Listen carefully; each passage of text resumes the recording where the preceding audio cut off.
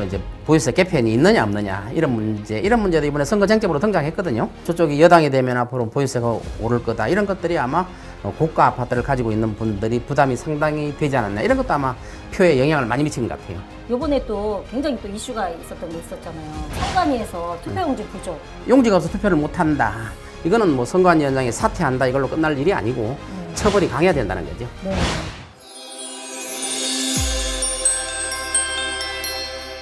박사님 안녕하세요. 네, 안녕하세요. 네. 이제 지방선거가 끝났잖아요. 요번에 개표 방송 보면 네. 그 서울시장 후보 같은 경우 새벽에 판도가 막 바뀌었거든요. 네. 이게 어떤 의미라고 보세요? 그동안에 선거할 때 여론조사를 보면 네. 여당이 압도적이었잖아요. 서울시장 선거는. 그다음에 뭐 저 개표 직전에 하는 방송 3사의 출구조사도 여당이 압도적이었잖아요.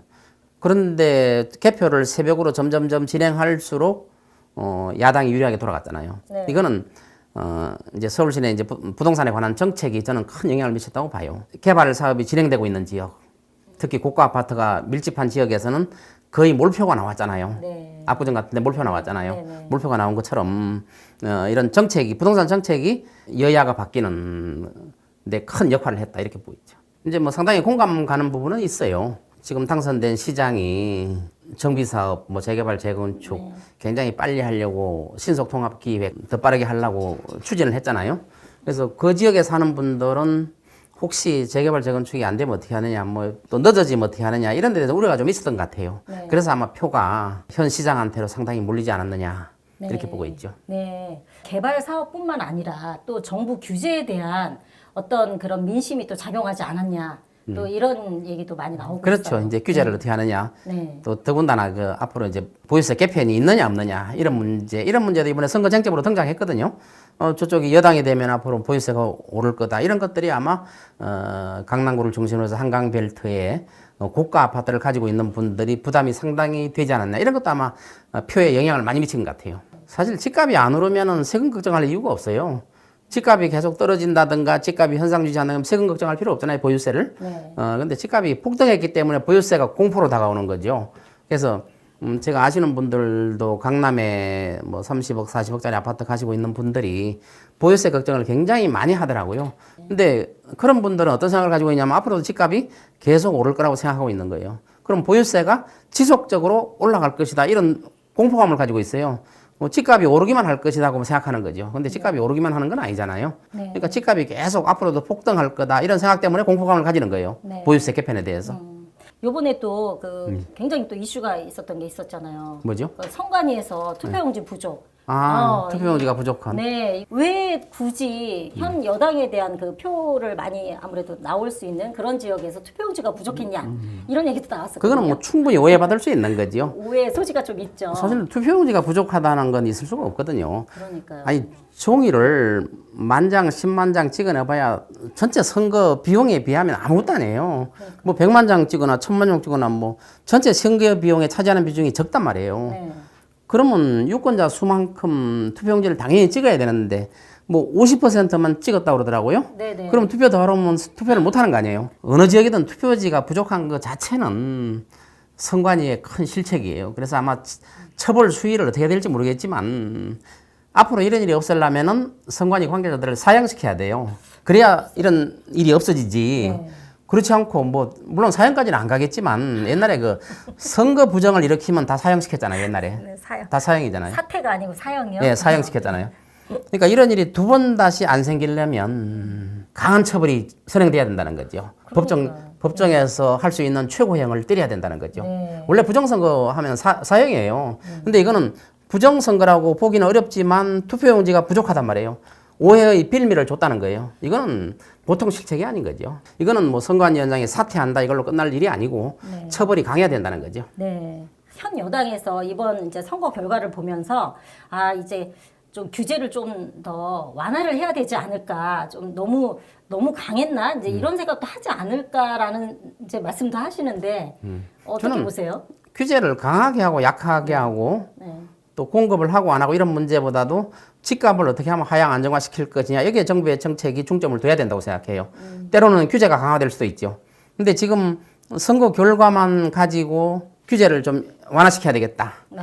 아니면 또 보유세 개편을 좀 늦춰야 되겠다. 이렇게 해서는 안 된다고 보지. 우리나라 국민 전체를 생각해야죠. 네. 우리나라 국민 전체를 생각해서 부동산이 지속적으로 상승하는 거는 결국 만국의 지름길이거든요. 네. 그래서 이런 거 가지고 앞으로 부동산 정책은 뭐 좀 완화시켜야 되겠다. 규제를 해야 될 것도 안 해야 된다. 뭐 이렇게 해서는 안 된다는 거죠. 네. 지속적으로 정책은 그거와 상관없이 진행시켜야 된다는 거죠. 네네. 당장 요즘에 분위기가 뭐 전월세 값도 오르고 뭐 매물도 없고 그러면서 집값도 또 그쪽도 많이 움직였거든요. 네, 지금까지 이제 네. 정부의 정책에 의하면 1가구 뭐 1주택 그 실거주 의무를 네. 강화했잖아요. 토지거래 허가 구역을 설정하면서 이런 것들 때문에 전월세가 부족하게 됐기 때문에 전월세 값이 막 상승하잖아요. 네. 근데 우리가 이제 여기서 강조하고 있는 게 전월세 값이 지금 오르는 건 사실이에요. 부족하기 때문에 오르는 게 사실이에요. 그게 이제 정책에 의한 것도 있단 말이에요. 네. 앞으로 후속 대책에 나오면 또 달라지겠지만 정책에 의한 것도 있어요. 전월세 가격이 계속 오르는 거는. 근데 여기서 이제 정부의 정책은 어떤 방향으로 가야 되냐면은 집값이 오르면 전월세 값은 당연히 올라요. 집값과 전월세 값은 비례 관계를 가지고 있어요. 여기서 정부가 해야 될 일은 집값을 어떻게 하향 안정화시킬 거냐. 여기에 초점을 둬야 돼요. 정책의 목표가.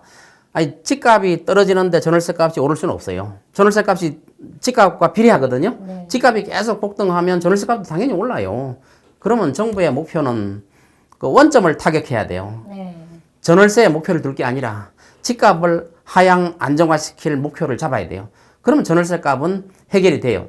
당장은 전월세 값이 막 상승하고 있지만, 그러니까 집값을 잡으면 전월세 값은 하락하게 돼 있어요. 그러니까 정부의 정책 방향은 명확해야 돼요. 전월세 해가지고 뭐 임대주택을 공급하다. 이것도 좋은 정책이죠. 임대주택을 공급해서 뭐 서울에 좋은데 위치에다 공급해가지고 싸게 공급해서 하는 게 좋은 정책이잖아요. 네. 이런 것도 중요하지만 원점을 부동산 집값을 하향 안정화시키는 게 훨씬 더 중요하다. 네. 이게 장기적으로 전월세도 잡을 수 있는 효과적인 대책이라고 나는 보고 있죠. 오르는 이유가 있잖아요. 현재 오르는 이유가 공급은 없는데 수요들이 계속 이제 발생을 하면 전월세값 오르고 집값 오르고 이런 영향을 미친다. 그래서 시장에서도 지금 우려가 많거든요. 뭐 서울 시내는 어차피 네. 공급은 아무리 지어도 부족해요. 네. 서울 시내 다 50% 하잖아요. 또 그 중에서도 또 핵심 지역 아까 말한 한강벨트나 이런 데 50% 하잖아요. 네. 그런 데는 공급을 많이 해도 한계가 있어요. 공급을 하면 할수록 수요는 더 많이 생겨요. 왜? 그쪽으로 가고 싶어 하는 분들이 많잖아요. 네. 그러면 할 수 있는 정책이 공급을 확장 정책, 이것도 물론 있지만 이것보다 더 중요한 거는 수요 억제 정책. 나는 지방에 살아도 쾌적하게 살 수 있고, 나 나름대로 교육도 시키고, 이게 살 수 있다. 이렇게 만들어주지 않는 이상은 서울로 몰 수밖에 없고, 서울에는 공급을 많이 한다고 능사가 아니고, 공급을 많이 해도 수요가 그거보다 더 붙게 돼 있어요. 그래서 공급 확대 정책. 서울은 뭐 공급을 시킬 수 있는데 한계가 있잖아요. 네. 뭐 재건축, 재개발 뭐 이런 것뿐이 없잖아요. 그래서 공급을 늘리는 것도 중요하지만 수요를 억제하는 정책. 억제하는 정책이라서 뭐 강제로 규제를 한다든가 이런 게 아니라 지방에 살 수 있어도 또 서울이 핵심 지역이 아닌 서울 외곽에 살아도 또 경기도 지역에 살아도 나름대로 내가 살기 좋은 집이라고 느낄 수 있는 그런 정책을 말하는 거예요. 이런 정책을 하지 않으면 서울이 아무리 공급을 많이 해도 공급은 부족할 수밖에 없다.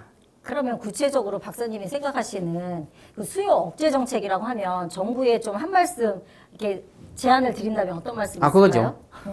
자, 우리나라 보유세가 너무 낮아요. 네. 보유세. 보유세가 굉장히 낮아요. 과거에도 종합부동산세를 해서 올렸지만 이런 식으로 찔끔 올려서는 안 돼요.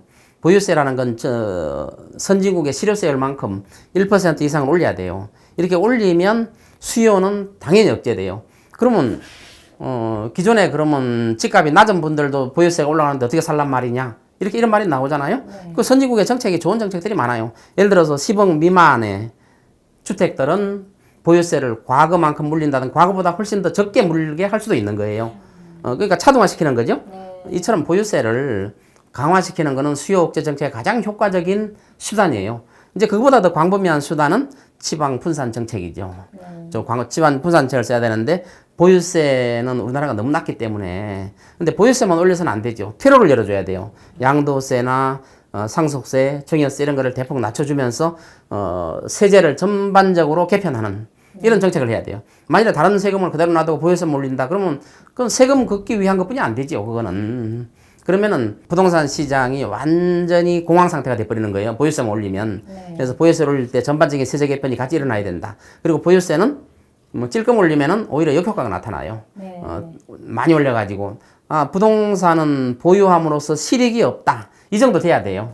집은 사는 곳이지 그걸 가지고 집을 투기의 수단으로 삼기는 너무 어렵다. 이 정도까지 만들어주는 게 보유세 전가정책이에요. 네. 그러니까 집은 내가 평생 사는 곳이고 집을 가지고 내가 앞으로 불로소득을 올리겠다. 이런 사고. 여태까지 그랬잖아요. 우리가 수십 년 동안 주택 가지고 소득을 늘려봤잖아요. 그러한 사고방식이 우리나라만 남아있는데 그러한 것들이 선진국처럼 집을 가지고는 더 이상 소득을 올릴 수 없다. 수익이 될 수 없다. 네. 이런 걸 느끼게 해줘야 된다는 거. 이게 바로 보유세가 가장 효과적인 대책이라고 나는 보죠. 네. 그러면 현재 상태, 그러니까 집값이 지금도 전세값이나 월세값, 집값 이렇게 좀 오르는 추세로 지금 보이고 오르죠. 있거든요. 당연히 오르고 있죠. 그러면 이거를 멈추고 좀 집값을 안정화시킬 수 있는 방법은 수요 억제 정책을 그럼요. 써야 되고 그러려면 세제 개편을 해야 된다. 예, 이 그럼요. 말씀이신 거네요. 단기적으로는 수요 억제 정책을 써야죠. 네. 장기적으로는 물론 공급 정책을 써야 되는데 이거는 너무 기간이 오래 걸리기 때문에 뭐 신도시 정책 이런 것도 뭐 사기 신도시 또 만든다 이런 것도 해야 되겠지만 이거는 시간이 너무 오래 걸리는 거예요. 그렇죠. 내 정권이 아니라 그 다음 정권에 일어날 일들이기 때문에 그러한 것도 필요해요. 왜냐하면 앞으로 집이 늘어난다더라 안정감을 줄 수 있기 때문에 그런 정책도 필요하지만 가장 단기적인 효과 정책은 수요 억제 정책이에요. 네. 수요 억제 정책이라는 건 나는 저걸 말하는 거예요. 투기적인 수요를 없애는 정책을 말하는 거예요. 네. 투기적인 수요. 지금 아파트 보시면 알겠지만 투기적인 수요가 굉장히 많잖아요, 지금. 투기적인 수요가 접근하기에는 이제 최근에 보면은 대출이 일단 안 나오잖아요. 그러니까 현금을 많이 가진 현금 부자들만 시장에 참여할 수 있는 이런 시장으로 또 투기하기 더 좋잖아요. 그러니까 현금만 가지고 돈 많은 하니까. 사람들만 할 수 그래서 있게. 투기적인 수요를 네. 없애야 된다는 거죠. 네. 그리고 투기라는 거는 중심지만 투기가 일어나지. 지방처럼 오르지 않은 데는 당연히 투기가 일어나지 않잖아요. 네. 그러니까 서울 중심지도 투기를 할 이유가 없다 할 정도로 집값을 안정화시키는 정책을 네. 해야 된다는 거죠. 그러니까 보유세를 많이 올려서 그렇죠. 더 이상 투기 수요가 진입하지 못하게 하고 네. 그다음에 퇴로를 좀 열어줘서 퇴로는 당연히 열어줘야죠. 매물도 좀 그럼. 추리할 수 있게 해줘라. 이제 그렇죠. 이 말씀이신 거죠. 네.